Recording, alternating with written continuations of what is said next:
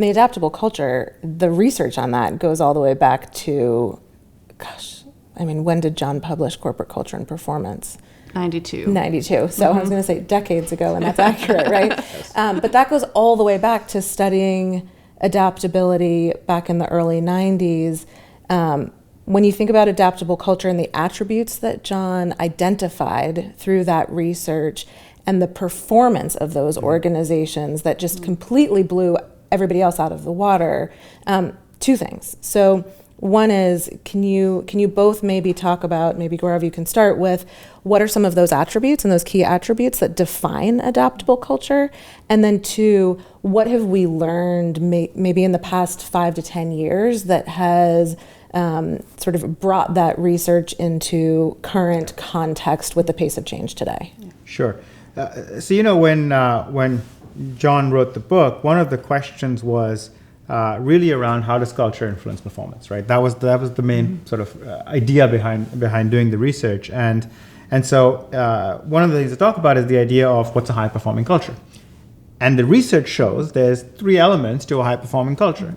There is the culture has to be strong, which, to me, when I think of strong culture, I think of it as it's felt through the organization, right? It actually is felt in all parts of the organization. It has to be fit for purpose, which essentially means, look, your culture is aligned with the strategy. It's aligned with what you're trying to achieve.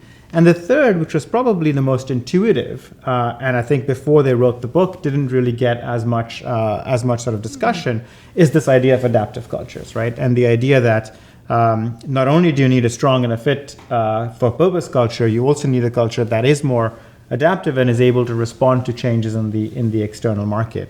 And one of the things that always struck me as I first read the book, actually, many years ago now, was this multi-stakeholder viewpoint, right? Because the more you're looking out for the needs of all of your stakeholders, the more you're going to spot changes in the market, the more you're going to spot changes in what the customers are looking for, the more you're going to spot changes in how your workforce and your employees are engaging with the organization.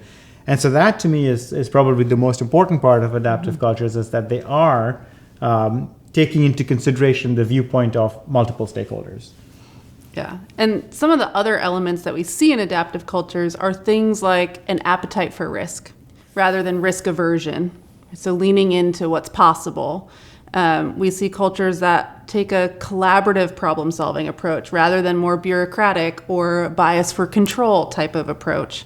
And then the other one is really balancing short-term and long-term. And I think that's fed a bit by that multi-stakeholder view. When you're beholden to the shareholders and that's all you're thinking about, of course you're going to have a quarterly focus.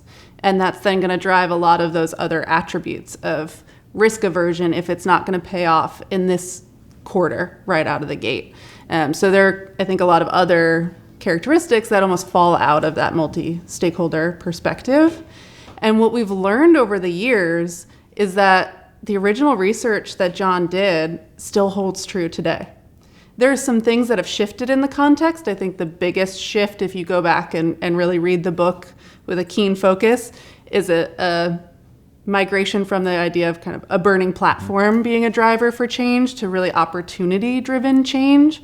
But even we were talking to another organization who really loved the book and said, we're going to look at all the publicly available data and see, are some of these metrics around performance still holding true? And at least from a financial perspective, almost all of the organizations that were outperforming their competitors still are as of 2018. So still a question if that held true through COVID. It's something I would love to kind of dig back into. We've chatted about that. We don't have the data around things like retention and recruiting, the other metrics that John had looked at, but at least from a financial perspective, it was still really carrying on decades after that research was done.